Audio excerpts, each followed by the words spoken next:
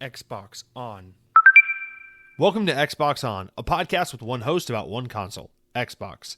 I'm said host Jesse DeRosa, and on today's episode, we'll be talking about the latest Xbox news for the week of November 21st, 2024, including Xbox's new This is an Xbox campaign sends a clear and divisive message to fans. Minecraft will be the first Xbox property to expand to theme parks. Phil Spencer comes out again in defense that Xbox hardware will continue on, and more.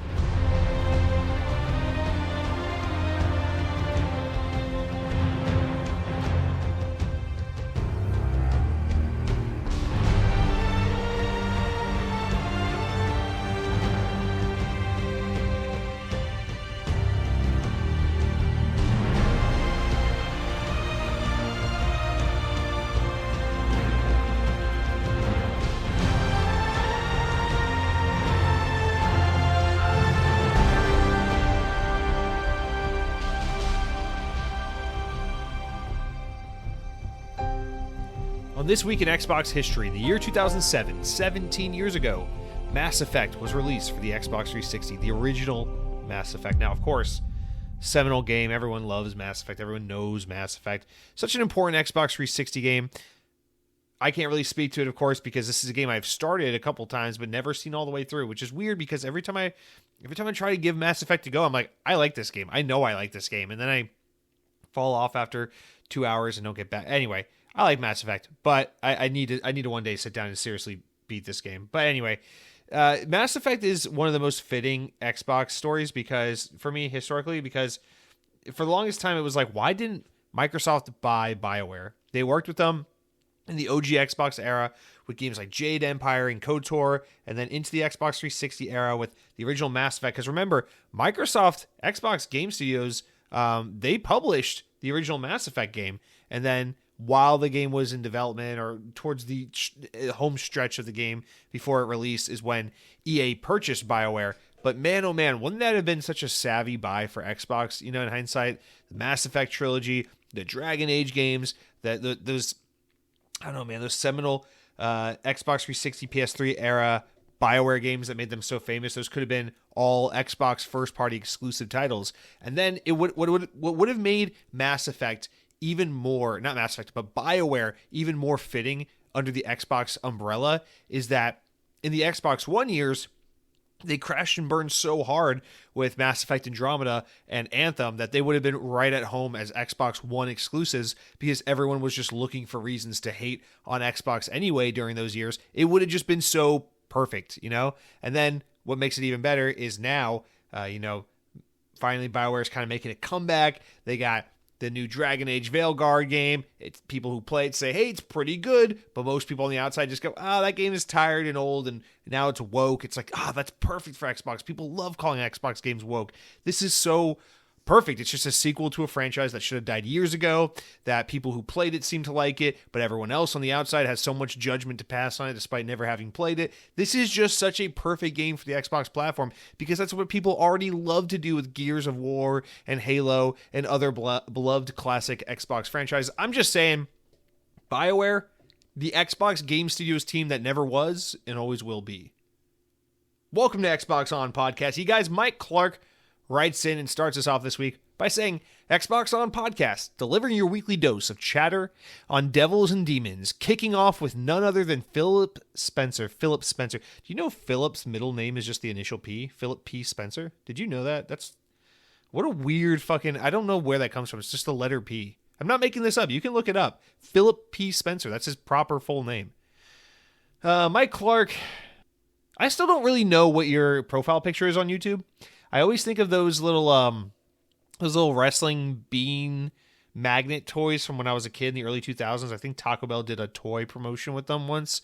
I don't know what the fuck you are. Is it like a thumb with a thumbs up? Is it a penis with a thumbs up wearing sunglasses? I don't know. It's a cartoon, but it's cool. It's radical. And Mike Clark, you're radical. So thank you for writing in and welcome all to Xbox On Podcast. Let's kick off this week with the notable game releases of the week.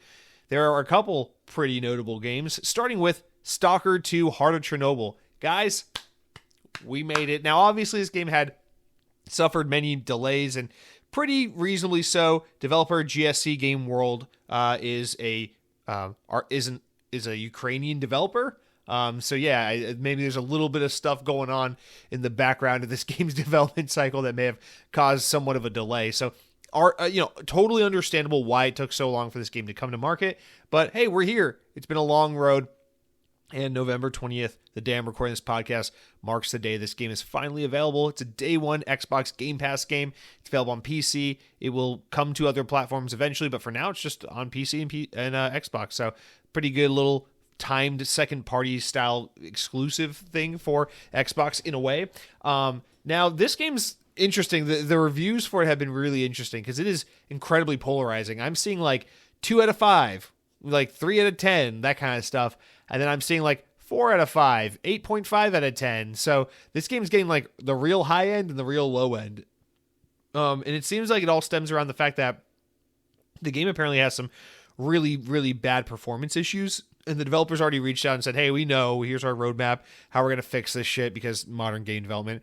But also it's like, I think it's one of those things where like everyone's kind of afraid to be like, hey, Stalker 2 runs like shit. How could you release a game in this condition? While also being like, yeah, they're kind of like trying to make a video game in the middle of like a war. And people who worked at this studio have gone and like fought and died because, Vladimir Putin and shit. So I think there's like this walking on eggshells kind of thing surrounding this game. And I almost wonder if people are being a little softer on it than they otherwise would be, because apparently the game's pretty screwed up with its bugginess and its glitches and issues. So I don't know how bad the performance issues are. In my experience, 9 times out of 10, whenever the world is bitching and moaning about video games and their performance issues, while I take that stuff seriously and developers shouldn't release products that aren't 100% ready for market, I do tend to find in my personal experience that it's often overblown. People love to over complain about how bad. They like to dramatize how extensive the performance is when a game launches with some kind of performance hiccups. It's like, I had the game freeze on me one time during my 40-hour playthrough, or like, I had frame drops at one moment during the 45-hour mark when there were a bunch of enemies on the screen. Some games are genuinely fucked and broken at launch, no doubt about it, but often I find that people are overreacting. But I don't know the instances with this, the cases with this. I want to get to this game. I bought that Stalker collection that came out earlier this year. I am so determined to appreciate these games, but I could not get into the original Stalker game, just trying to play a couple times throughout the year. I'm hoping that Stalker 2 will somehow do a great job of being a sequel for fans of the original, while also a great jumping on point for newcomers, at least from a gameplay perspective. And that my hope is that I'll play this game, I'll love it so much, and it will allow me to kind of gain the appreciation to go back and play the older games. So that's kind of what I'm banking on. But this is a game I have been cautiously looking forward to for years now, because I know it's not guaranteed to be a game that works for me, but it looks really cool and I want to like it. So it's here, Stalker 2, Heart of Chernobyl. Congrats to GSC Game World on the launch. And hopefully it pleases more than it disappoints. That's all you can really hope for, right? Also releasing this week, technically an Xbox second party game because Asobo makes it. But yeah, Flight Simulator 2024 is out now. It is a day one Game Pass game, of course, available on PC and Xbox consoles. It's a play anywhere title, all the rest, streaming, what have you. So yeah, this is another, I guess, big one for Xbox, although, Flight Simulator, it's a game that has a large player base technically, but it's not like a huge win in terms of like the optics and like the Xbox getting more must-play exclusive titles. I mean, I don't think Flight Sim is really the game that has people clamoring and falling over themselves to go pick up an Xbox. But this is one of the games that's rumored to be coming to PlayStation relatively soon, so we should be seeing or hearing something about this in the somewhat near future. But Flight Simulator 2024, the latest version of the Flight Simulator game series is out now. And then lastly, Genshin Impact is officially finally on Xbox. So November 20th, a big day for Xbox, getting a couple games that are pretty notable here. And yeah, there we go, guys. That's what's new for Xbox this week. Now, let's hop into our mildly amusing stories. We got a decent amount of news to get through this week, and it's already kind of late in the night, so I'm gonna just get right to it.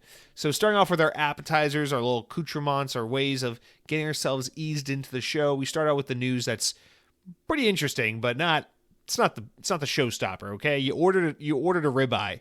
I understand that the cream spinach, that's not an appetizer, idiot. I understand that the French onion soup is delicious and you're enjoying it, and that's great. I'm happy for you.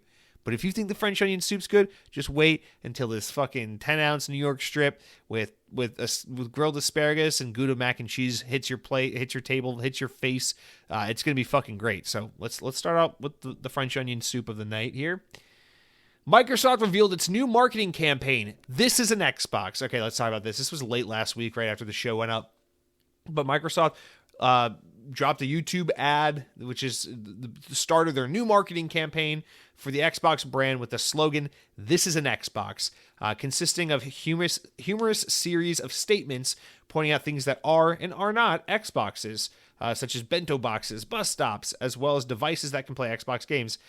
These include mobile phones, laptops, Amazon Fire TV sticks, ROG Allies, etc. So, all right, looking at the trailer here, I think this is a very appropriate ad. I think this is a very good way for Xbox to get the message across. You know, you see a Samsung Galaxy Z Fold 6, so it's got wacky, crazy phones.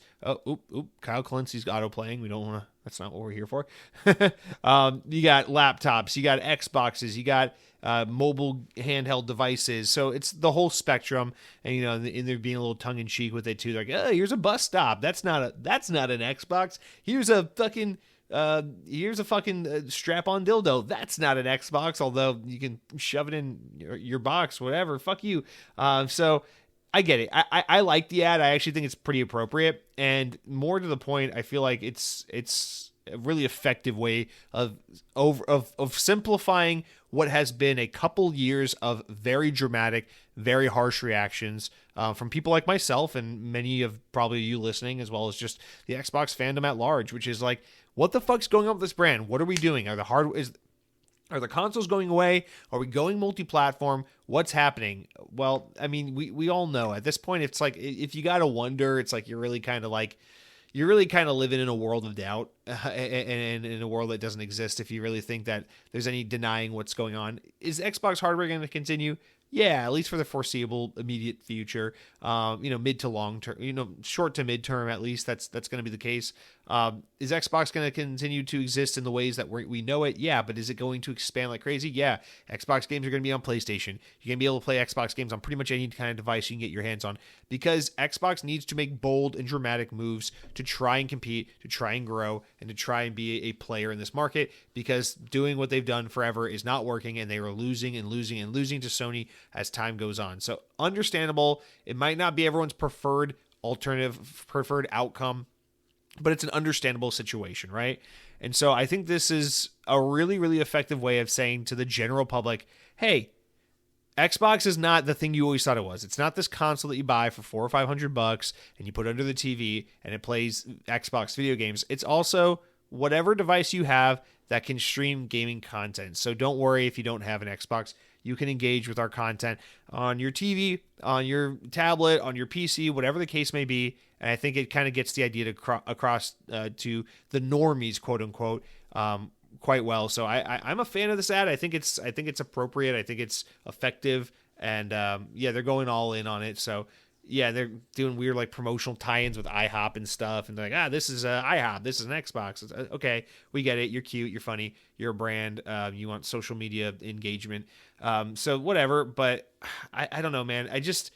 I can't help but like, I know people are really sad, but the thing is, every time this kind of stuff happens, like Xbox drops an ad like this, it's like, I don't understand as an Xbox fan what you were expecting. This is what we've been talking about, right? For like a couple of years.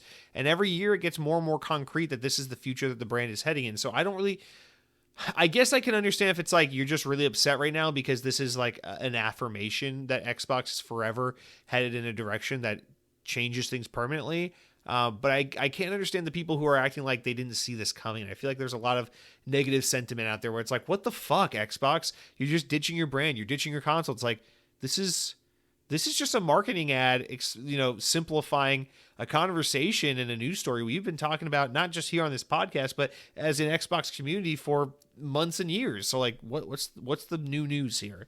But let's take it from a different angle. Sam Frito writes in and says, Jesse, I think the "This is an Xbox" ad campaign finally makes sense to me. I wasn't happy about it at first. Seems like Xbox gave too much away with the putting games everywhere, making me see this as a holy shit, no more Xbox console, no more Xbox.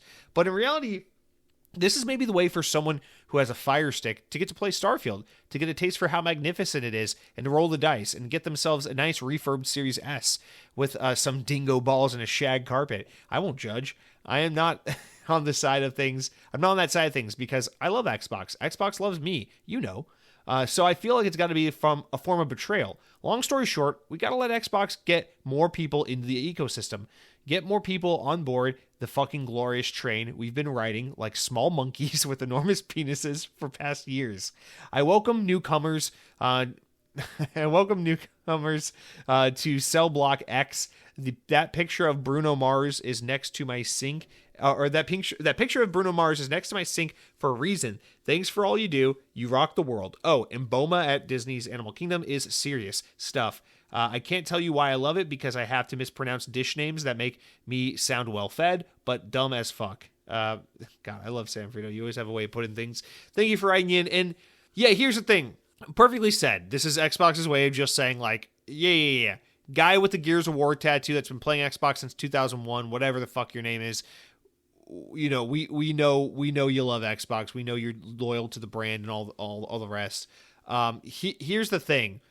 We need to grow. We need little Timmy who just plays Fortnite on his iPad. We need, Mary Sue plays fucking Candy Crush Saga on her iPhone. We need to get these people involved because if all we do is chase the hardcore games market, we're always going to lose because hardcore gamers that have like swishy hair and a tattoo and live an alternative lifestyle and drink import Japanese beer, these guys only give a shit about PlayStation or PC gaming. And if they make room for anything else, it's called Nintendo Switch. They don't care about you, Xbox. They don't care that Halo has a new Master Chief. They don't care that Gears has a new war. They just want to play whatever the fuck the internet is saying is cool, and right now it's just not Xbox, and it really hasn't been Xbox at this point for a very long time. And so they're aware of that, and they know it's fucking it's eat or be eaten. So they're going hard into this alternative path.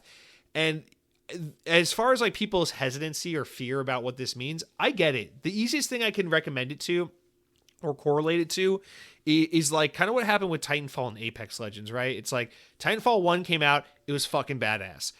But no one played it, right? Then Titanfall 2 came out, it was fucking badass, but no one played it. And yes, you can get into a whole unrelated conversation about how EA set that game up to fail by releasing it right in between Call of Duty and Battlefield.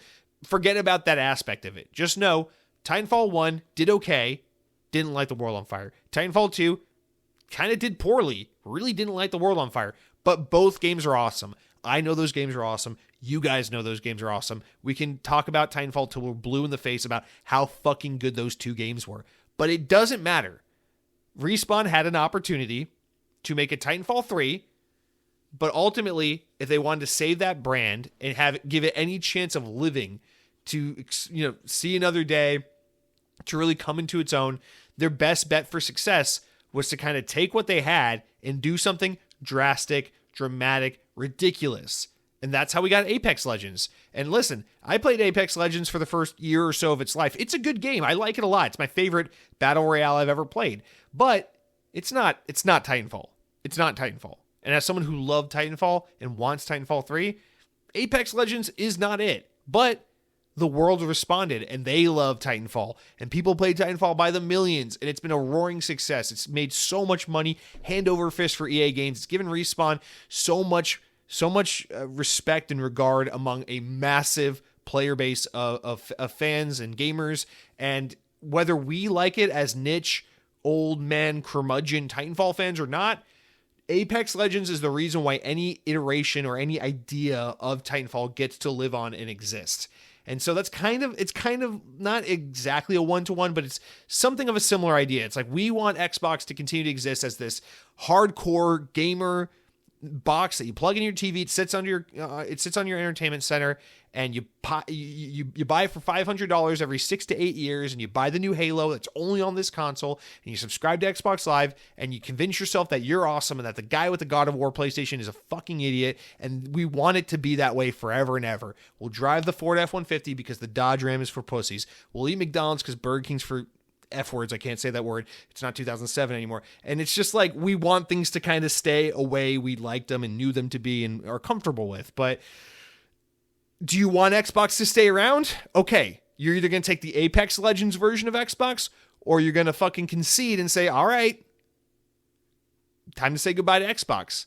So pick your poison. And that's all this is.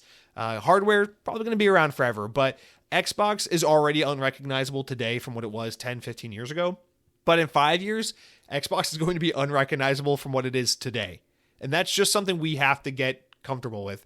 And there will always be those naysayers that say, well, then Xbox died along with Game Pass and Phil Spencer and his vision. Maybe so. But the brand and the idea and the legacy does live on in some form or fashion. You can be a jaded, only Bungie Halo games or real Halo games kind of person if you want to be. But the rest of us who enjoy Xbox and want to keep our save profiles and our legacies and our accounts and all the achievements we've accumulated over the years, we're going to get on board. We're going to start fucking playing Starfield on our Amazon Fire Sticks. We're going to go connect Samsung TVs to our refrigerators, and we're going to get our nipples hard on Flight Sim 2027 because we know it's not about what you want to play. It's not about where you want to play and how you want to play. It's about adapting what you need to do to support the brands you love, okay? We're not here because we love people. We're here because we love countries. That's why we voted a president who said, I'm going to mass deport people. I'm going to take families and rip children and mothers apart from each other and ship them off to other countries because I like the idea of red, white, and blue more than I like the idea of families getting to live together peacefully. So that's it, guys. We got to protect our brand. Green, not red. Green is better than blue. This is why you got to like Xbox on podcasts to some extent, guys, because it's like only this podcast will be like, yeah, I think I'm on to something. I think I'm making a point. You know what? I'm going to derail my whole point just for a stupid joke no one's going to laugh about. It's worth it. It's fun. You should try it sometime. Let's move on. I got nothing else to say. It is what it is. But every time I see that ad says this is an Xbox, I think of This Is America by Childish Gambino, and then I think of that video game Donkey video where he kind of like it's like a parody of This Is America, where he's like, this is a chicken wing. This is a broccoli. It's a good. If you've never seen that, look it up. This is a chicken wing by Video Game Donkey. It's one of the greatest. Anyway, let's move on. Sam Frito, God damn, you have an incredibly massive but medically healthy and safe male genitalia. Video Games Chronicle is going to come back with some more news. We got Xbox Game Pass. Here we go. Game Pass is expanding its offering by enabling subscribers to play select games that they already own now via cloud streaming. 50 games are now currently supported, and in the next year we'll get more and more things supported. So these are games that you already own, already purchased, not Game Pass games, that you will be able to, with your Game Pass Ultimate subscription, stream those owned games from your Amazon Fire Stick, MetaQuest, phone, tablet, computer, what have you. So that's pretty cool. So, example, Call of Duty Modern Warfare 2 from 2 years ago, right? That game is not in Game Pass, but if you're a Game Pass Ultimate subscriber and you own that game, you can now stream it. Cool. Cyberpunk 2077, Dying Light 2, Stay Human, a shitload of Final Fantasy games, High on Life, Metro Exodus, Mortal Kombat 1, The Crew Motorfest, Tom Clancy's The Division 2, Visions of Mana, WWE 2K24, Warhammer Space Marine 2, and so on and so forth. So this is, in my opinion, this is a really, really fucking cool feature. I'm actually pretty stoked about this. And as you know, as we reach the next year or two, and this list starts to expand, kind of like Xbox backwards compatibility, it's going to get to a point where it's like, fuck yeah, the majority of games on Xbox you'll be able to stream, whether it's from Game Pass or from games you already own. As long as you're subscribed to Game Pass, you should be able to pretty much stream just about anything, and we're going to see that become more and more of a reality. And I fucking love this. I think this is great because I want to be able to stream. Marvel games like Marvel Midnight Suns from my from wherever the hell I go, because that's a game I like to play on the go, but it's not in Game Pass, so I own it. Let me stream it. So that's cool. I love this feature. Not really much more to say to that. I'm just a huge fan of, listen, for everything Xbox does in modernity that we don't love, there's things like this where it's like, that's fucking cool. I like that. Do more of that. So cool. Props were due. All right, let's talk about a little bit of Minecraft, and then we'll get into Minecraft more heavily in the main news when we talk about theme parks, because for once, finally, goddamn it, for once, my love of theme parks, my love of video games have overlapped into a point in time where the Venn diagram is converged and there's something in the middle there, and we get to talk about it because it's relevant to the show. Warner Bros. Pictures and Legendary Pictures have released a second trailer for the Minecraft live-action movie, which comes out April 2nd? April 4th in the U.S., next year, April 2nd internationally, if you live in one of the non-red, white, and blue countries. And by red, white, and blue, I do mean France. All right, following the teaser trailer. Okay, yeah. So I watched this trailer yesterday. Here's the thing, man.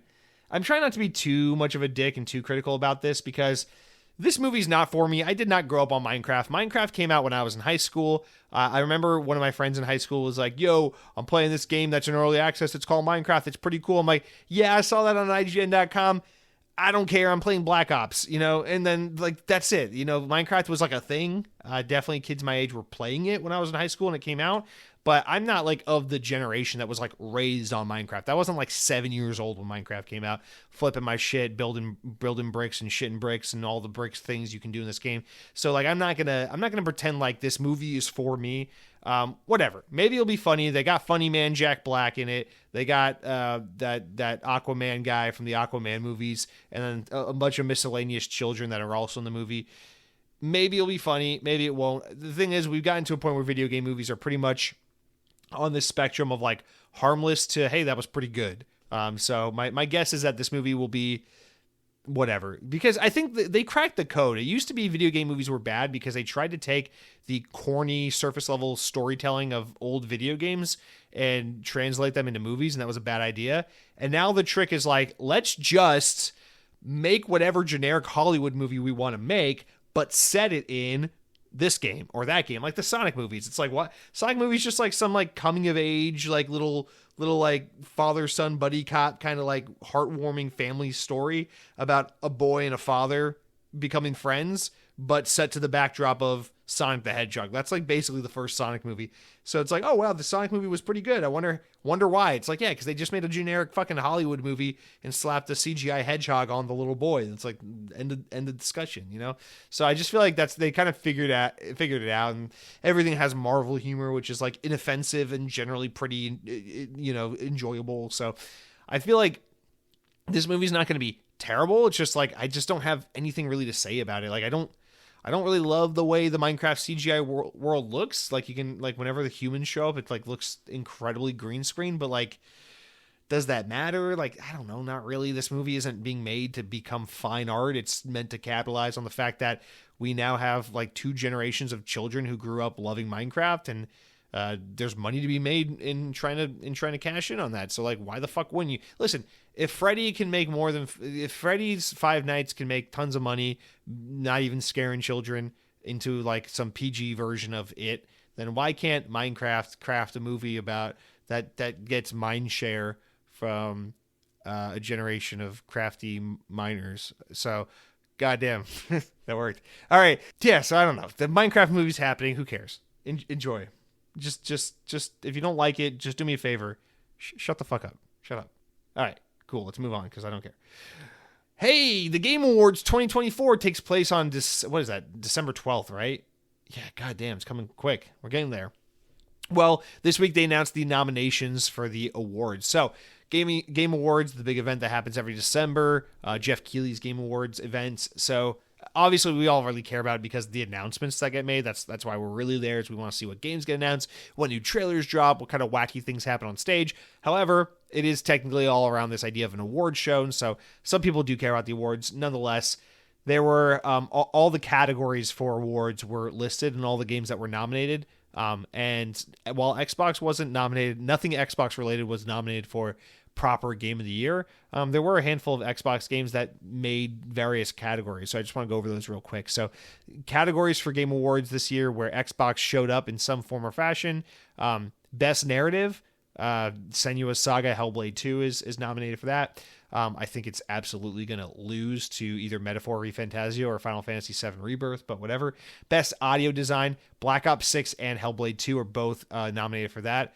I could see Hellblade 2 winning that, although they might lose to Final Fantasy. Best Performance, again, Hellblade 2 is nominated for that with Melina Jurgensen, the girl who plays Senua. I could see them actually winning that. That's possible. I could see that. Let's see. They got Innovation and Accessibility. Black Ops 6 and Diablo 4 both got nominated for that. Games for Impact, Senua's Saga, again, Hellblade 2. Best Ongoing Game, Diablo 4 got nominated for that. Let's see, Best Action Game, Black Ops 6 got nominated for that. Best Sim/Strategy Racing, or Best Sim/Strategy Game, Age of Mythology Retold got nominated for that, and I think that has a decent chance of maybe winning. It might lose to Frostpunk 2, but yeah. And then Best Multiplayer Game, Black Ops 6 got nominated. That game will definitely lose to Helldivers 2. I promise you with all my heart, Helldivers 2 is going to win that award. Best Adaptation, Fallout got nominated for that, the Fallout TV show from Amazon. I think that will definitely win that category, that award. And then lastly, Most Anticipated Game. I just want to point this out. Xbox was not, this is such a nonsense award, Most Anticipated Game, so you think about games for next year. You would think, just to be fair and equal and kind to all, they would nominate at least one game per platform, but they didn't. Here are the games that are nominated as most anticipated games for next year.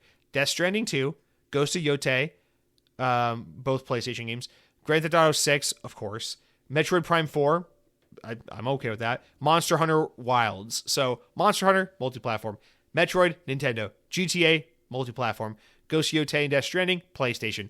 Nothing for Xbox. There's no Fable. Really? Fable's not one of the most anticipated games of next year? Really? Okay, Fable's not there. Avowed, South of Midnight. I don't expect those games so much, but Fable's not on there? Really? Okay. Just remember, the panelists that create these categories and these awards and these nominees, it's just a circle jerk of games, dying games media and pundits and various developers that are popular kids circles. So it's again, it doesn't really fucking matter. The Game Awards really matters only for the announcements and the trailers and stuff. But I don't know, in a world where it's no, the media doesn't dislike Xbox or favor PlayStation over, it's you're not even going to give a little, this is such a random, non-important consolation type award to even have, most anticipated game. You would think they would at least nominate one game per platform. But no, 2 for PlayStation, 2 for multi-platform, 1 for Nintendo, nothing for Xbox. Very weird. Very, very, very weird, but okay. And then, yeah, for Game of the Year, nothing Xbox is nominated. The nominees are Astrobot, Balatro, Black Myth Wukong, Elden Ring, with the DLC, Metaphor ReFantazio, and that's it. So, yeah, Xbox, I guess, what would Xbox have had there? I mean, I would have fucking nominated fucking Phil Spencer's Panties, because that's the game that I enjoyed the most, was trying to swipe him from his undies drawer. I don't know. I get it. I get that one. I don't think Xbox really put out a Game of the Year contender this year, in all fairness. Fucking kidding me? You're not going to put Fable as most anticipated? Get out of here. All right, that's really it for our opening news segments. I just want to have some fun with that last one there. But guys, let's get into the games I've been playing this week. But before we get into the games I've been playing this week, I want to first tell you about what it is I've been eating. And I thought to myself, there's nothing fun in the culinary world I want to share with you guys this week. I really have been. I had salad. I had chicken salad tonight before I started recording the podcast. Yesterday we had butter chicken that my girlfriend made.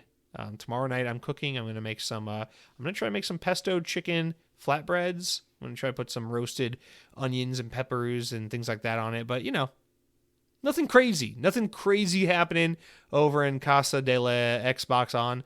And there's nothing I want to talk to you about with what I've been eating. So I thought I'd tell you about this. Still something interesting. Now, I haven't been eating this, but I did get another cat. Hey, Kitty Town over here. So Saturday we went to we got a cat a couple months ago. You might remember I mentioned it on the podcast a few months back, and then I got kind of quiet on it and never talked about it again. So we adopted a baby kitty. It was real sad. It really sucked.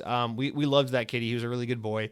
But we got him from this foster group, and he had an allergy where he could not consume anything chicken related. It would just basically destroy him. It was he could not process it. He would have really dangerous diarrhea. It was just not okay. So it really sucked, because normally it's okay, we'll just make sure he gets fed a chicken-free diet.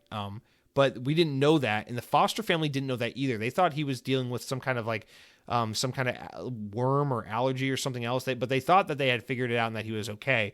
So when they released him to us, when we went to adopt him, because we adopted him, and then he had to stay at the foster home for a month while they monitored his health and all these other things. So when we picked him up, we were pretty certain that it was he had a worm or something, and then he passed it and he was fine. He was healthy. Lo and behold, it turns out he's actually allergic to chicken. And we couldn't have him. We couldn't keep him because our other cat that we've had for 4 years, or I guess for 3 years. She has an allergy that causes her to be on a special diet that is almost entirely comprised of chicken. So she has to eat chicken. And we couldn't do it because the little guy would run around the house and like eat from her food bowls, and she's a grazer, our other cat. So we just leave food out all over the place for her, and she'll just kind of eat at her own leisure. She controls and monitors her own diet. So it really sucked because we couldn't keep the little guy because he was allergic to the chicken. The other cat has to have the chicken, and so there was no real possible solution to it. So we had to bring him back to the foster group. Luckily, he ended up getting adopted like within a week of us taking him back, and he's now in a great home. And we found the guy who adopted him, and we're following him along on Instagram. Happy ending, right? But it sucked. And so for a couple months there, I was like, oh shit, man, that really sucked. So we decided we're gonna take a couple months off, give it a break, but we're gonna go try again for another cat. I love how we sound like adults trying to have a baby. But we said we're gonna try for another cat. And I said, this time, I get to pick the fucking cat. You pick the first cat, you pick the second cat. Let me pick the cat this time. So we go to the animal shelter. Lo and behold, my girlfriend's already picked out a cat. She already went to the website at the animal shelter. She already figured out which one she likes. Fuck me, right? So we go to the animal shelter. We go meet a bunch of kitties. I fell in love with so many of them. They're so cute. But we found the one that my girlfriend wanted to meet, and she loved this little guy. So we adopted him. He's a Siamese. And his given name was Snowman, but we're not going to keep that. We're not going to keep Snowman. So she wants to name him Yeti, which I think is kind of cute. I like the idea, like a little white furred little Siamese little boy named Snowman, or named Yeti. But I'm like, there's something about it. It just doesn't roll off the tongue. So I started calling him Spaghetti. So I don't know. I don't know really what his name is. I think it is Yeti, but I'm calling him Spaghetti. But he's a good little boy. He's got kennel cold right now, so he's in quarantine, kind of getting over his sickness. But he's cute. He's a good boy. He's 2 years old. He knows how to use the litter box already. He's been a good boy when we open the door, and we try to slowly introduce him to our other cat, but keep him away since he's got kennel cold. We don't want him to get the other one sick. But she's real curious about meeting him. He's really chill and calm, and he's excited to explore the house and get acclimated to his new environment. So we're happy to have him, little Yeti boy, little Spaghetti Yeti. But yeah, that's our new little cat. I haven't been eating him. God knows I don't eat cat, but I don't know. Stranger things have happened on this podcast. We'll see, man. Once the EMPs go off, we're going to get desperate.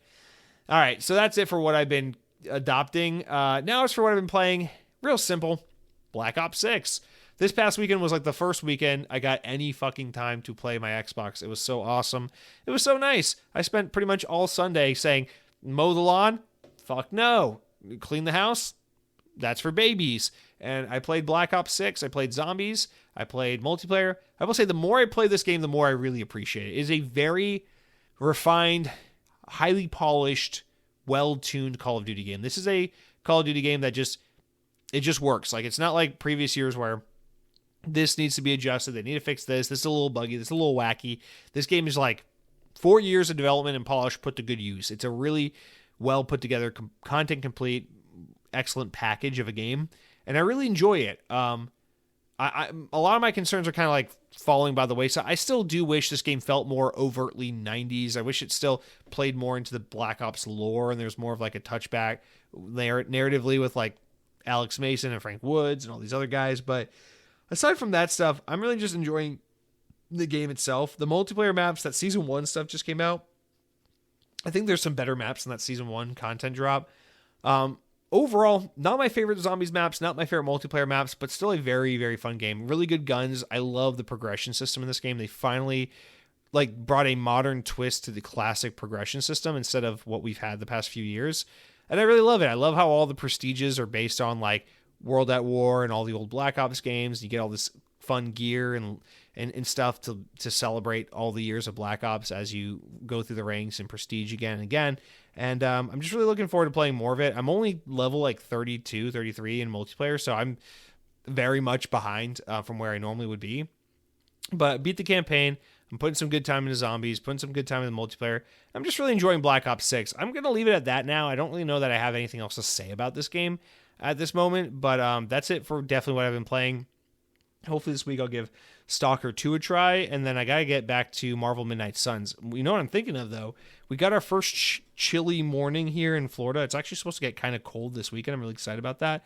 And it reminded me that last year I played all the Batman Arkham games, and I said I'll save Batman Arkham Origins for next Christmas because I feel like that's going to be a good Christmas game.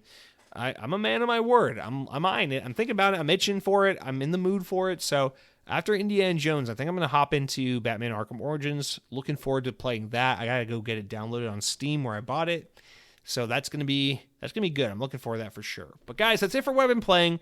Take a quick water break and then come back and talk about all the news. All right, welcome back. Let's hop into the news. Guys, I'm really excited about this first one this week because it takes my love of theme parks, takes my love of video games, and it merges them into video parks.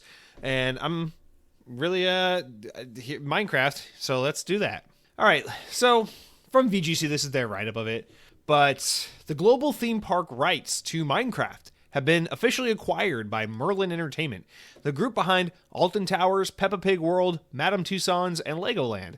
As part of the deal, the two attractions are planned to open in the UK and the US in 2026 and 2027, respectively. The first attractions won't be full-scale Minecraft theme parks, but will instead be included as themed areas of existing Merlin locations. Quote, "We are everywhere digitally," Merlin said, "everywhere physically," Microsoft's Vice President of Franchise Development for Gaming, Kayleen Walters, told The Guardian.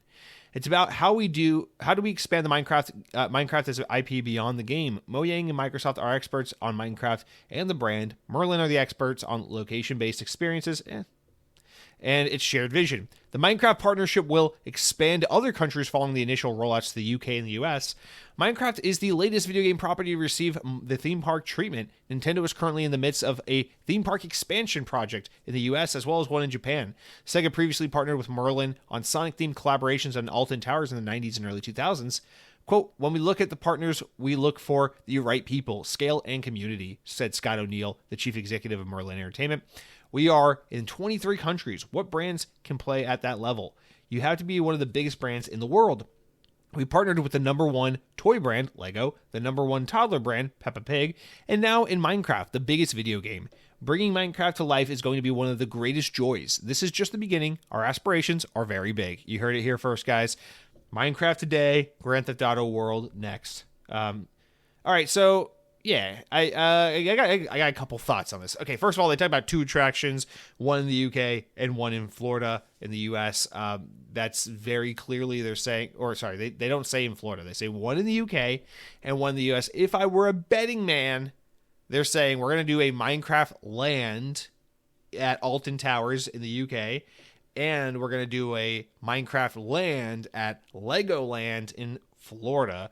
The reason being because, well, first of all, Merlin Entertainment is a UK-based theme park company. Alton Towers is their flagship park. And also, Universal is currently in the process of trying to get land, or I think they've already acquired land, but trying to get approval to build a theme park in the UK. And I think they want to expand their foothold and strengthen their flagship park, Alton Towers, as much as they can with something really exciting and really attractive before Universal does that, because Universal is very, very, very popular with UK visitors. People love that shit. I mean, if you've ever been to Orlando, Florida, you know that nobody loves Universal Orlando Resort like the British people do. So yeah, I mean, these people love flying 12 hours from London to Florida just so they can look at a facsimile made up version of England and Harry Potter land. So they don't mess around. So we got it. But seriously, my guess is that they're going to do a Minecraft land at Alton Tower, and that will be a huge draw for them as Universal starts building out a new theme park that will undoubtedly have Harry Potter and other things like that.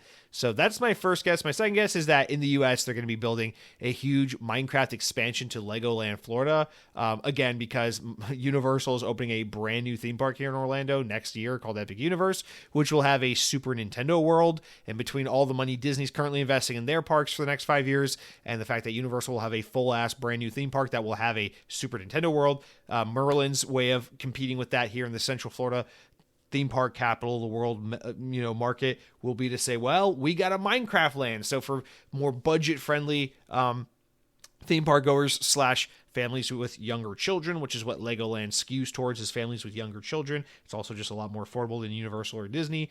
It will be great for them to have a Minecraft land to kind of say like, yeah, they got Nintendo Land up the road at Universal, but that park's really expensive. Those rides are a little, Universal's rides are a little more for like older kids and young adults. But here at Legoland, Florida, we got a really great family-friendly park that's really good for your little ones, and we got this whole Minecraft land that we think is going to be just a great hit. So I think that's kind of where they're headed with that. Also, Minecraft and Lego go together like fucking peanut butter and jelly. So I think this is a no-brainer. This is fucking awesome in my opinion. I love this. I think it's cool to see that Microsoft is finally dipping their toes in this. Now, remember, Nintendo and Universal shook hands and publicly announced their deal to go into this relationship together in 2014. I remember it was definitely during the Wii U era. I remember they're like, we're going to go into this partnership with Universal. We're going to do a Super Nintendo Land in Japan. We're going to do a Super Nintendo Land in Florida. We're going to do probably one in California. And, we're going to make a fucking Mario movie with the talent of the people that curse the world with minions. And that's what we're going to do. And then it took them like 47 fucking years and 2 global pandemics and like 20 presidents. But we got there. They're finally building that Nintendo Land. We get one in Florida next year. So it's happening. And I think Disney doesn't have to do shit because they're Disney. They can just fucking tell you Universal's opening a new theme park for 2025. Well, we're just going to double the prices of Mickey pretzels. Fuck you. And then their attendance will still boom and people will still be like, I'm milking my tits to go to Disney World. So that's what's going to happen there. So it doesn't fucking matter. Disney doesn't have to do shit. They don't have to build a fucking Supersonic the Hedgehog land, even though I'd cream my pants if they would. But I think this is a great way to expand. As a video game fan, this makes me happy. I think it's so awesome that we're going to have a Super Nintendo Land here in Florida. I think it's so awesome that they already have one in California that apparently sucks ass, and they already have one in Japan that's apparently pretty good. But I'm really excited that here in Florida we're going to have one. It's going to be the biggest and presumably best one yet, and so I'm really looking forward to that.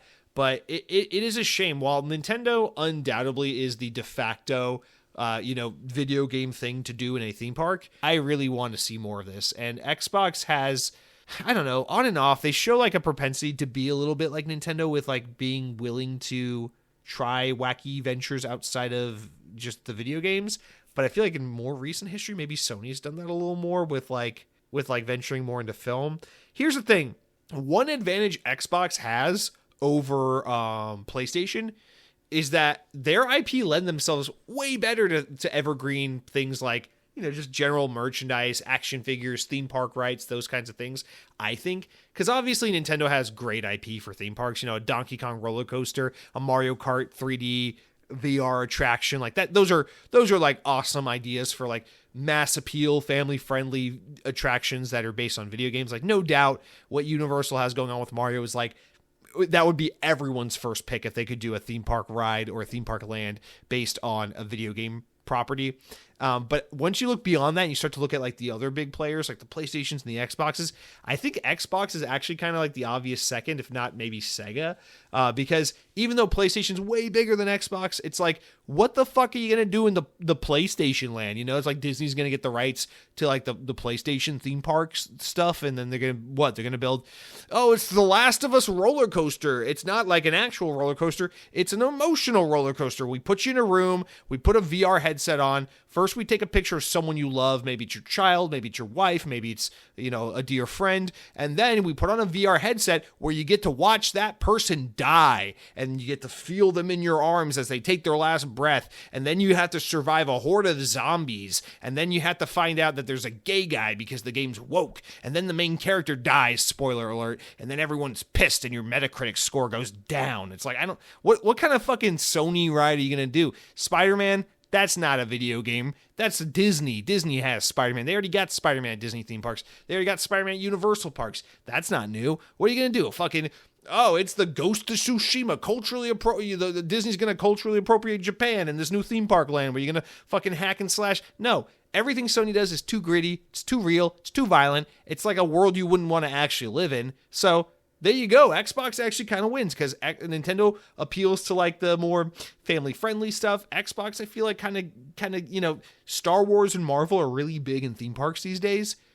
Universal has like Jurassic Park and Universal Monsters, like these kinds of IP that are like obviously popular with kids, but definitely skew like older kids, teenagers, young adults, with like Marvel and Jurassic Park and stuff. So I feel like Xbox kind of really, really has IP that cater to that. Like you could do a badass Halo Land. You could do a badass Gears of War ride. You could do a Forza racing ride. You could do Disney's got an Avatar Land. That could be Halo. Disney's got Test Track at Epcot. That could be Forza. Disney's got It's a Small World. That could be Gears of War. Maybe could be. It could be Small World. Like it could be Mad World. It's a Mad World, like the trailer for the original Gears of War. I'm just saying. I think Xbox has the intellectual property that would lend themselves well to theme parks. Obviously, if you're looking at the whole portfolio of what Xbox has, undoubtedly the first thing that comes to mind is like, oh yeah, Minecraft. Minecraft would be great for a theme park. So they're clearly going with what works first. If anything, I am slightly disappointed by this news, however, just because no disrespect to Merlin. I like Merlin. I have never been to Legoland, even though I live like 20 minutes from it, because when you have a beard and you're chubby and you don't have a child and you go to Legoland, you end up on certain lists that make you not allowed to be in school zones. So I want to be able to stay in my house, so I don't go to Legoland. That's all there is to that. I would like to actually go to Legoland if I could, just because I am genuinely curious as a theme park enthusiast what that park is like, but I've just never been. That being said, I like Merlin Entertainment. I have always wanted to go to Alton Towers, especially when I was younger and I was very much into like theme parks as a whole. The older I get, the more I'm just like, theme parks. What I really mean is Disney. But when I was younger, it was like theme parks. I like all theme parks. I used to really want to go to Alton Towers. That's like one of my top international parks that I've always wanted to visit. In the UK, our UK listeners, I'm sure, are all very familiar with Alton Towers. It's a very, very famous theme park, and it's just beautiful. The gardens, the castle, the amazing roller coaster lineup, everything there. I mean, they have the Smiler and Wicker Man and all that. They got a great roller coaster lineup. I'd love to check out that park. So to think of Minecraft going in there, I think it's going to be a great family addition to that park. It's going to be a no-brainer, and that's great. But on a bigger scale, it's like, I don't know, Minecraft is a really highly valuable IP. It kind of reminds me of like when they had the Halo Lego or toy or block rights and they gave it to Mega Bloks instead of Lego. It's like, really? You got a brand as valuable as Halo and you're going to give it to Mega Bloks and not Lego? That's really weird. So that's kind of how I feel about this. It's not that Merlin Entertainment is bad. I'm not saying they're like Six Flags levels of like cheap and rough and shitty, but they are definitely a smaller company that cannot afford and have not proven their ability to do things the way that a Disney or a Universal does. And if I were Xbox, if I were Microsoft, I'd say, fuck that. I'd be knocking on Disney's door saying, hey, your motherfucking competition up the road's building a stupid Nintendo Boy Land. Do you guys want to work with us and maybe do like a Minecraft Boy Land for Disney World?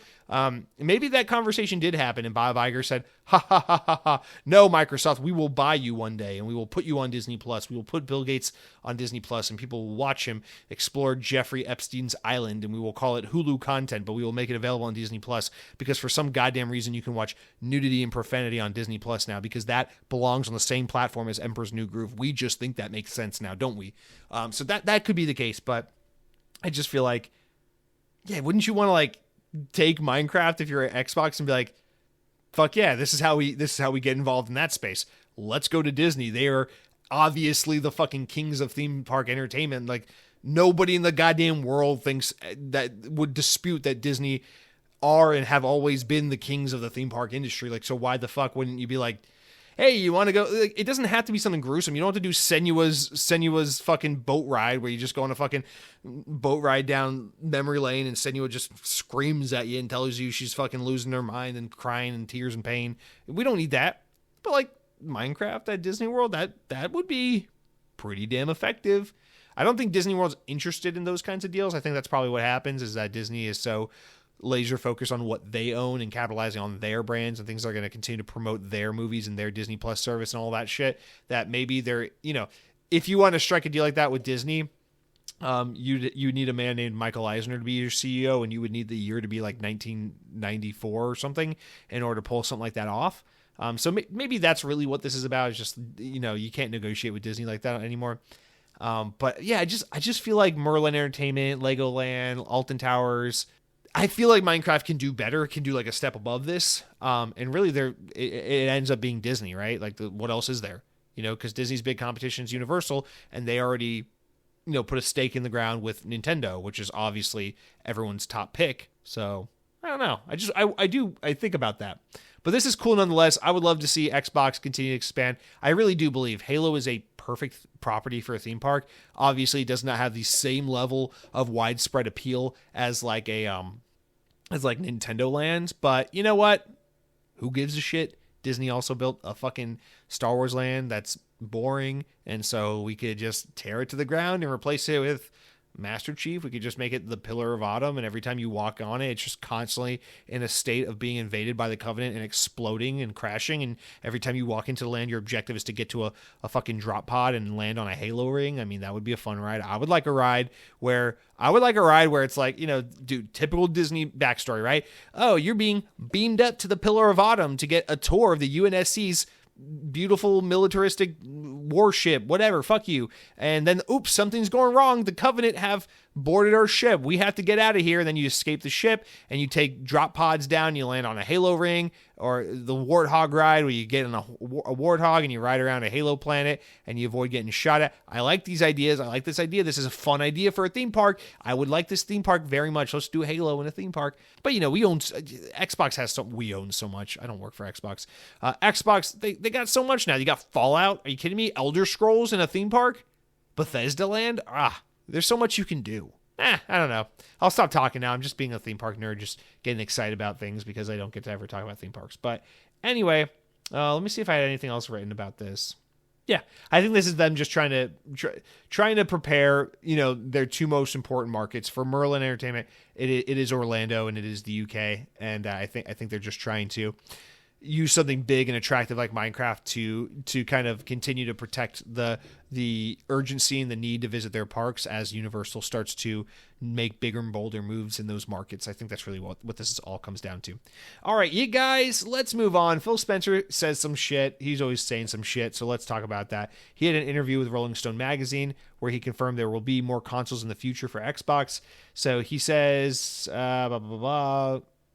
Following the launch of the company's new This Is an Xbox marketing campaign, Spencer explained that the shift to multi-platform strategy doesn't mean that Xbox Series X and S will be the final consoles. He says, quote, "We'll definitely do more consoles in the future and other devices. Other devices may refer to the often reported Xbox handheld, which Spencer last week talked about was in the pipeline but still likely years away. When asked by Rolling Stones if Xbox would release a mid-generation console similar to the PS5 Pro, Spencer was less definitive, appearing to suggest that he didn't think the difference in performance was worth it. He said, quote, "We think about the hardware that we can create unique value for our players and our creators and our platform. We don't need to do incremental hardware for our own benefit. Does a new device really give you a unique experience on a screen in some way? It's less like the old days, going from the original Xbox 360. It was a standard definition to high definition. Now it's harder to show those benefits." While everything Phil Spencer is saying here is 100% true, it is also just a twist on like we don't do well enough in hardware to justify doing like an Xbox One X type of thing again. So no, we're not going to. But thankfully and luckily for Xbox in this case, the PS5 is such an underwhelming upgrade, and the diminishing returns you get with these mid-console generation cycle refresh whatevers is getting so minuscule and minor that they have such an easy excuse to fall back on, and I think that this is it, and you cannot fault him for it. I am personally a fan of not doing these things. I think it kind of takes a little bit of the fun out of the console generation by saying like, now we're going to splinter the player base and do like a haves and have-nots thing by being like, here's the one for real fans and here's the cheap old one, and then you kind of like make people feel pressured to upgrade when they don't really need to, and then this just keeps things simple. I like just having this. You can do your slim version, you can do your version with a different color or a different storage capacity, that's fine, but we don't need to do the mid-cycle refresh thing because that's just, God, it's so fucking annoying. So yeah, Phil Spencer again just kind of confirming more consoles, more hardware in the future. Here's where we're at right now. And then we got a wrap-up story here, guys, which is just that Game Pass. We got some games coming and leaving the service. So available as of now, Flight Simulator 2024, Stalker 2, Little Kitty Big City, and Played Up are all on Game Pass now. Now, Little Kitty Big City and Played Up are games that are included in Game Pass Standard that were already previously in Game Pass. And, of course, Flight Sim and Stalker 2 are brand new Day 1 Game Pass games that just came to the service. Also coming soon, Nine Souls and Aliens Dark Descent are coming to Game Pass. Dark Descent is also coming to Game Pass Standard. Those are on November 26th and 27th, respectively. But we don't just get games, we also lose games. On November 30th, the following games will be leaving the service altogether, so get ready to say goodbye. Conan Exiles, Coral Island, Hello Neighbor 2, Remnant from the Ashes, Rollerdrome, Soccer Story, Spirit of the North, Walking Dead, the final season, and While the Iron's Hot. A couple games there I thought one day I might play, but nope. Of course not. There's too many games, not enough time. Sayonara. All right, guys, that's going to do it for all of our big news this week. Let's wrap up with the important enough news, stories important enough to make the podcast, but not important enough to warrant their own individual discussions. Starting off with this little Black Friday deal here. Microsoft's launched a Black Friday Xbox deal online. On the hardware front, players can save $50 off a Series X console through November 23rd. The same discount will also be applied to the standard Xbox Series X console from November 21st to December 2nd. So different dates, same kind of discount on each platform or console. Select Xbox wireless controllers will be discounted from $10 from November 21st until December 2nd and from December 13th to December 22nd. So you can save $10 on an Xbox controller. And then on the software front, Microsoft said over 1,000 games will be discounted until December 2nd, with savings of 55% on Xbox titles and up to 60% off PC games. So look forward to lots of savings on Xbox hardware and video games in the coming month as we ramp up Black Friday, holiday shopping, all that big season for buying and giving and buying and buying and buying. Follow up on StarCraft reports. So Blizzard's advertising job roles for an upcoming open world shooter game, which could lend some credibility to the reports earlier in the year that Blizzard's once again working on a StarCraft shooter. God, I fucking hope so. That would be awesome. Next up, Remedy Entertainment has announced that Control 2 will be an action role-playing game. As part of the company's Capital Markets Day result, the Finland-based developer revealed that the sequel would add RPG elements but shared no further details. So that's pretty weird, but cool. They also said that as of now, Alan Wake 2 has sold over 1.8 million units, which is pretty good, almost at 2 million, considering that game was thought to have been a huge failure. I mean, 2 million, 1.8 million isn't a crazy number in 1 year, but it is, okay for a niche game that apparently didn't do too well, at least allegedly. So that's promising. Finally, a planned Splinter Cell movie starring actor Tom Hardy has been canceled, producers have suggested. News around the live-action movie, first announced in 2012, while Hardy was protagonist Sam Fisher, has been fairly silent for more than a decade since, so this is not totally surprising, but still disappointing. All right, guys, that's going to do it for all of our news this week. Now, we get to the best and last segment of the podcast, the comments, the shoutouts from YouTube, from you. You know how it works. You go over to youtube.com, Xbox On Podcast, click on the latest episode, drop a comment. Latest episode, drop a comment. Say something nice, be a total fucking asshole, do whatever you gotta do. It's okay, we're all here to be friends. But please, if you have access to podcast services, and I know you do, especially if you're an Apple user, leave a 5-star review for Xbox On Podcast so it spreads the word, gets more people to check out the show. It really would help a lot. Listen, if you have any inclination to leave a 2-star, a 3-star, 4-star review, 1-star review, whatever, don't do it. I only want 5-star reviews. Don't be a dick. All right, let's get into the comments. We got like 8 of them, 9 of them, something like that. Starting off with Mr. Mike Clark, who says, Isaiah 55, verses 8 through 9. These are from the Bible. Chapter 55, verses 8 through 9. For my thoughts are not your thoughts, nor are your ways my ways, says the Lord. Verse 9.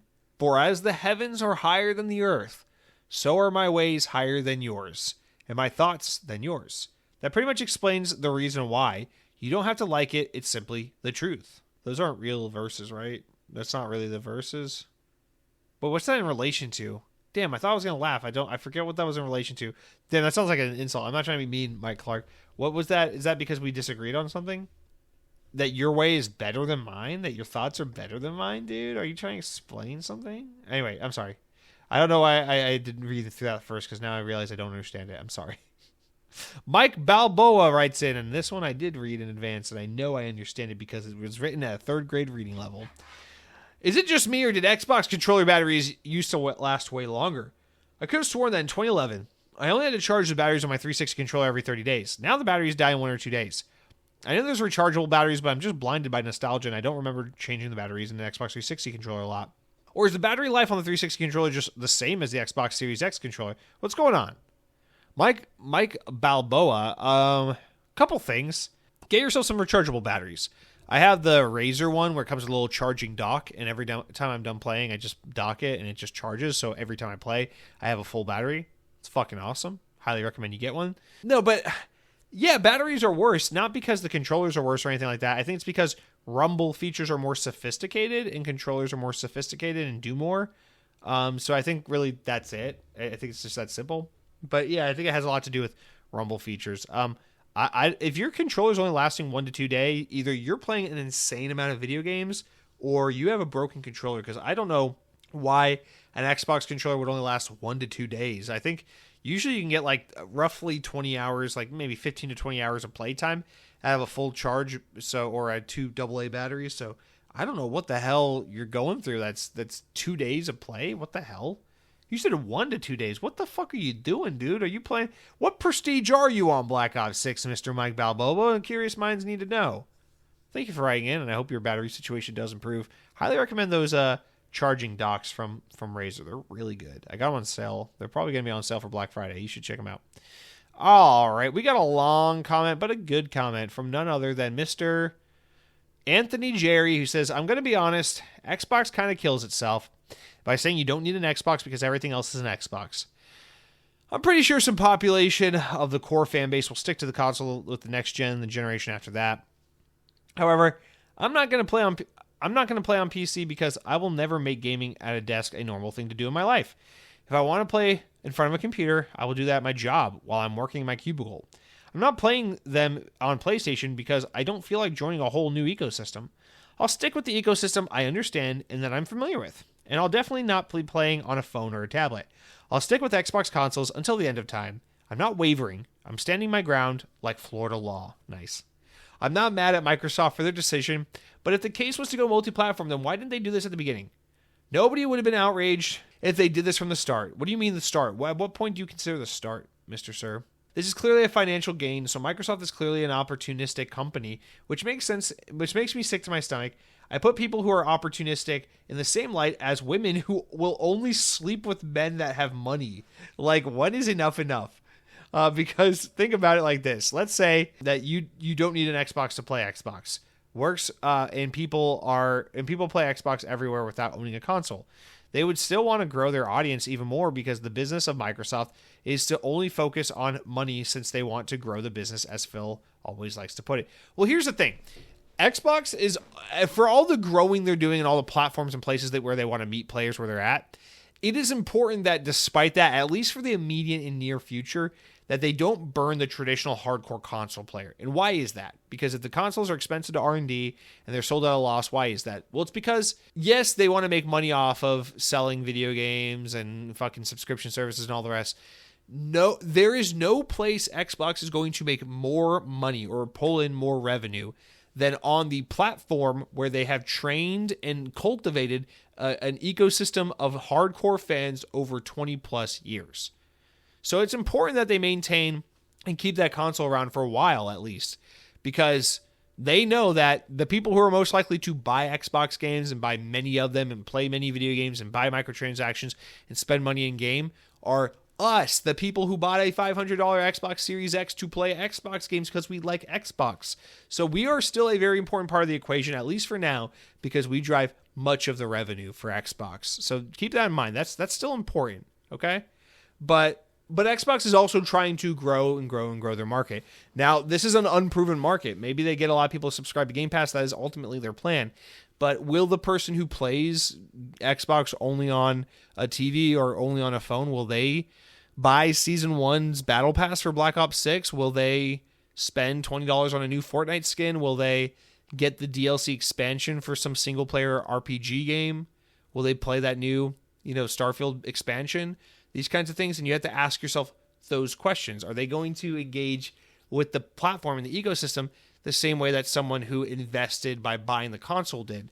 And I think that's really the big thing that Xbox has to worry about, research about, and figure out is, not only can we grow our audience exponentially by meeting players where they are on other screens like ROG Allies and TVs and tablets and computers, but can we get similar behavioral or spending habits and behaviors from those new markets that we see on our dedicated platform. And I think that until they can prove that those other avenues are just as lucrative, then they're kind of leaning on the traditional console-based platform demographic like you and me to keep things going, because it's not just that we subscribe to Game Pass that really means a lot to Xbox. It's that we also buy games, and that's what they need. We spend money, right? I'm about to spend $10. I want to go change my gamer tag, right? That's money spent on Xbox's platform. I'm looking forward to buying Space Marine when I get around in time to do it. With someone who subscribes to Game Pass and only plays Game Pass on their phone, would they want to buy a game like Space Marine, or would they just subscribe to Game Pass and play whatever's in their subscription? So we got to find these things out, and that's a huge part of the equation. So I don't really know if I answered your question. I just started talking, to be honest. But Anthony Jerry, I don't think it's an opportunistic. Well, yeah, it is opportunistic. I don't think it's a bad thing. I don't think from the start they should have gone multi-platform. I think going multi-platform for Xbox, I truly believe was a in case of emergency break glass kind of situation for them, and it got to that point. I think Satya Nadella stepped in and said, enough is enough. We need to make some fucking money here. Activision was a huge acquisition for us. Let's put these fucking games on PlayStation already. I think he came in and squashed the vision that Phil Spencer and his team were working on. And now these higher ups at Microsoft and these shareholders are kind of controlling the story and steering the ship. I think that's really what happened, truly. So I don't think it's necessarily just being opportunistic. I think it's the situation changed and things need to change, and now we are seeing the change. All right, next up, here's a fun one. Jason Wilson writes in and says, I'm back again with another question. I have a real gaming addiction and am unmotivated. How can I overcome this? I thought I'd come to you since I listen to the podcast while I'm gaming on my Xbox at the same time. I'm 34 years old. I'm still living with my parents. I grew up in a wealthy household, so growing up, I didn't have to steal stuff and beg my neighbors for some food like you did. This is where I went, oh, you're being silly? What is this? And when you said that on your podcast a few years ago, it made me realize how fortunate I am. I'm like, okay, just being funny. So I didn't take having parents who are financially stable for granted now. With that being said, the downside is that I really don't have anything to achieve for. I've always been coddled by my parents, never needing anything, and that's kind of held me back. I currently don't take a lot of showers. This is where I knew it was ridiculous. I currently don't take a lot of showers, which results in me smelling like bounce. That ass and my dick and balls smelling like expired meat from the deli. I now have big back and big breasts. I've lost confidence in myself. I want to stop playing video games until my life gets fixed. But what can I do? What do I do? Because I can't. What do I do? I thought for a minute you were asking a real question. Now I just realized you're being a silly boy with silly toys. I don't know. I'm not addicted to gaming, so I don't know. I don't think I've ever been addicted to gaming, to be honest. I've always had a pretty balanced relationship with video games where I can take breaks and go hang out with friends or enjoy another hobby or something else. So I don't know. 34, still living with your parents. There's nothing wrong with being 34 and living with your parents.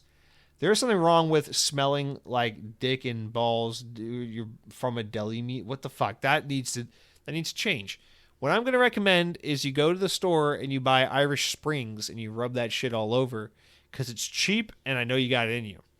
Then I recommend, instead of playing video games, you go to fucking Denny's IHOP and try the new Xbox menu. It'll get you out of the house, but it'll still make you feel like you're playing video games because you're eating the Xbox food at Denny's, at IHOP. God damn it, IHOP. And then while you're there, ask for a job. Say, I need a job here because I want to sell the Xbox menu for fun. And then get the job. And then when you get the job, tell me so I can come to the IHOP that you work at and get a discount on food because I like IHOP's food. I like the breakfast sandwich they have with the eggs thing. And I also like that they got at IHOP, they have this thing. What do I like at IHOP? I like pancakes, and they got blueberry syrup all over the table. So let's do that, and then you won't be addicted to games because you'll have to go to work at IHOP, and then I'll get you a discount because I know you and we're friends. So there you go. And now I'm coddled by your discount because I'm going to save so much money at IHOP. Ha ha ha. Kyle Corver wrote in and says, finished playing 50 Cent Blood on the Sand. Kyle Corver writes in and says, I just finished playing 50 Cent Blood on the Sand, which runs smoothly on my Xbox Series X thanks to the FPS boost provided by backwards compatibility. It was a thrill to see those chiseled black men sweating profusely on my 4K TV. But why are video games based on celebrities a thing of the past? I'm not being nostalgic, but I'd love to see I'd love to see a resurgence of celebrity-based games. An Eminem video game, for instance, is long overdue. Well, I think it used to be a thing where a lot of like hip-hop and rap artists were very overtly like pro video game and very much into video games. And so I think there was a phase where like a lot of that community was like, you know, like into video games. Like didn't they have like famous hip hop artists and like certain DEFCON games? Like, isn't that what Def Jam was, right? It was just like, am I just being ignorant or racist or something? Like, I don't know. I think it was just like a fad of a certain time. I don't think it's really like, oh, remember how celebrities used to always have video games? It's like, not really. I think you're just calling back to something that kind of happened during like the OG Xbox PS2 era. But yeah, I mean, I love this stuff. I think this is an example of a bigger problem, which is that games just aren't fun anymore. We used to get ridiculous fucking games like 50 Cent Blood on the Sand. That's what it's about. It's not that 50 Cent was in the game or it was a game about 50 Cent. It was about how ridiculous is it that we have a 50 Cent video game, you know? And we just don't get ridiculous stuff anymore. Video games, you know, the indie space is where you get experimental, weird, fun, interesting things. But like licensing stuff out, it just doesn't make sense because it's just too expensive to make games anymore. You're not going to be like, all right, who's popular right now?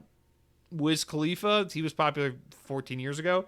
Yeah, we're going to make a video game about you. We're going to spend $200 million making some AAA multi-platform video game about this hip-hop artist. It's like, it's not how it works. I think if there's any celebrity that has any prayer of a chance of getting his own video game, it's definitely Bad Bunny. But other than that, I mean, it's just like, where is the market? Who's going to buy this? Who's going to pay for this? How are you going to sell enough copies to justify making this? I think that's just the unfortunate reality. Video game development has become very, very, very expensive. I don't think you're going to get a 50 Cent or a Kenny Chesney video game from an indie game developer. I'm sorry. If you're looking forward to Tom Hanks the video game, you're just gonna have to keep waiting. But yeah, it's just game development is expensive, and so we had to make safer bets, and we can't do fun anymore. That's really the long and short of it, Kyle. But goddamn, I wish we could, because that stuff it's fun. It's funny. It's fun. It's what made video games quirky. I do miss that was a thing we used to have. Daniel Winky writes in, he says, hey, look, I understand that the PlayStation 5 is supposed to be the number one go-to console to play games because of its popularity and exclusives, but man, I'm a sucker for Xbox controllers. I just know the Xbox controller button layout by heart. Even when I go on hiatus from playing video games, the Xbox button layout, it's ingrained in my head. It's like learning how to write. You never forget, even if you stop. Though I do have a PS5, when I play cross-platform games like COD, NBA 2K, I really suck at them. But on my Series X, I'm good at those games, and I don't have to memorize where the buttons are. And by no means am I a first-time PlayStation user. I've been playing PlayStation since PS2, but PlayStation buttons are so confusing and complicated. What the hell are R1 and R2 buttons named for? RB and RT just are simpler and sound different. So I don't get confused like I do with PlayStation, because I have to memorize the numbers, lol. I mean, yeah, it just sounds like you have more. It just sounds like you have more of a lock on Xbox. That's all there is to it. I don't know. I mean, I definitely played PlayStation a lot before I played Xbox, and to me, I always thought R1, R2, L1, L2, and R3 and L3. I always thought those buttons made perfect sense. Although, I think clicking the right stick makes more sense on Xbox than clicking R3 on PlayStation, which is the right stick. But yeah, I don't know. I think the PlayStation buttons are iconic. I think they make perfect sense. The cross, the circle, the square, and the triangle. I think those are great buttons. I don't know what to say. When I pick up a PlayStation controller, I don't have an issue memorizing any of it. Although I probably do confuse cross and X, because Xbox, the one that confuses me is Nintendo. And I grew up playing a lot of Super Nintendo, so I shouldn't be confused by it. But their ABXY pad being like flipped from Xbox, that confuses the fuck out of me. I never get used to that when I'm playing like Wii U or Switch or something like that. But I don't know, man. I mean, it just seems like you have spent a lot more time with Xbox, and that's just the situation you prefer. Now, I agree. PlayStation's controllers are not as good. When I play a PlayStation game, the parallel analog sticks drive me fucking insane. and I would rather eat shit than play a game like Call of Duty on PlayStation when I could play it with an Xbox controller. But I don't think PlayStation is unplayable. I think their controller's really, really, really good, especially if you're going to play PlayStation-oriented games, like games that are just story-driven about dead children. Then, yeah, I could see why if you're playing a game about a dead child, you would want parallel analog sticks, because you would want the analog sticks to stay together, much like the parents after the death of their child. But if you're playing an Xbox, you don't need the analog sticks to be together. Off-axis analog sticks are better because Xbox is crazy and off the wall, much like Vans skate shoes, and you can do crazy things with them. So I just think that, I don't know, it just sounds like you have a preference and you've gotten a lot of muscle memory with one, and that maybe it's hard to memorize two or more of them. I get it. You know, it's like maybe if you drive a pickup truck every single day and then someone gives you a Toyota Corolla, it's not that the Toyota Corolla is hard to drive, but you might feel a little weird driving it or have some difficulty because it just drives really different from a pickup truck, and you drive a pickup truck. Listen, you're built Ford tough. You don't need this little Corolla telling you how to live your life. So Daniel Winky, grab my pinky and let me swear to you this one thing. Your Xbox controller isn't going anywhere, because even if the Xbox dies as a console, PC gamers have already admitted that they love the Xbox controller. So I think we're safe from that perspective. It just is the best gamepad. There's no denying it. This isn't like an Xbox fanboy thing. It just is a fact. Like, is controller preference entirely subjective? Yes. Is Xbox the best controller on the market? Yes. Okay, we're done here. Cronky rounds us out. No, we got two more. Cronky says, the Warcraft remasters and the update did a lot to restore some of my trust in Blizzard. The entire Warcraft fan base hates Blizzard. You know I hate modern Blizzard. Do you think this is a PR stunt now that they are new owners? Or do you think that these are the results of Blizzard having more freedom these days? Probably the latter. I don't really think we've seen a single fucking thing come from anything Activision related. That is the result of Microsoft buying them. I don't think Xbox has done anything good or bad that we are currently experiencing as a result of them buying these brands. So that's my guess. This is probably just, leadership, more change, more freedom. There are smart people at Blizzard. You don't have to like everything modern Blizzard does, but there are some smart people that know what they're doing there. I would just say this is them making the right move. Finally, a little wrap up here. Tim R. writes in and says, pasta salad is an insult to humanity. It was created in the 1600s because people hadn't invented cooking yet. Time to get with the 21st century cooking technology and eat your pasta warm. Tim R., I'm going to hit you with some fucking textbook knowledge here, so get ready for this one. In order to make pasta salad, you have to boil the pasta and get it hot. Then you chill it and make the pasta salad. Tim R., do not make me smack you in the face. I know where you live because you are an older listener, which means you were around in the era where I used to require that people write in with their social security numbers. So I have access to personal information that you would not want me sharing. I am doxing you. Do not make any mistake about this. This is a doxing. You are being doxed. Take back your comments about pasta salad, or everyone who listens to this podcast is going to know where your daughter goes to school. God, that sounds oddly threatening considering that you... Dude, I don't know if Tim R. has a daughter, but if he has a daughter, that's a terrifying thing for a podcast host to tell you. But yeah, it doesn't matter. I have to make an example of you because you're over here spreading heresy, and so something has to be done. I will tell everyone here your deepest, darkest secrets, how much money is in your bank account, the people you've wronged in this world, all the kinds of bits and information I can get access to because I have access to your social security number. So take back the comment. If you have not found a pasta salad that makes sense for you, then I pity you. But don't go around insulting the rest of us who enjoy a good pasta salad because you fail to see what makes it such a truly great summer side dish. And really, until you atone for these sins, I'm going to have to issue that you have to take in my mail every day, every week for the next 3 weeks, and you have to rub my feet when I come home and ask me how work was, because you are bad boy, and bad boys do not go unpunished. Tim R. The R stands for, really, Tim? Really?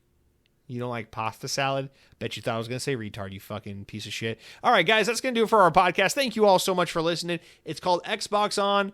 Xbox Off is our after hours. It's our Patreon exclusive show, so make sure you subscribe to Patreon at the $2 level or more a month. You get our second bonus episode, Xbox Off, where it's just white noise for 2 hours, and it helps me make money without having to actually do a goddamn thing. So, I like that. But yeah, until next week, be good to one another. Eat some delicious food. Don't eat your cats. Adopt cats. Cats needs homes. Cat needs homes. Cats need home. There we go. Cats need homes. Wow. And they're cute. They're fluffy. I love them. You should love them too. So until next week, PlayStation controllers are dumb. Xbox controllers are fun. Empower your dreams.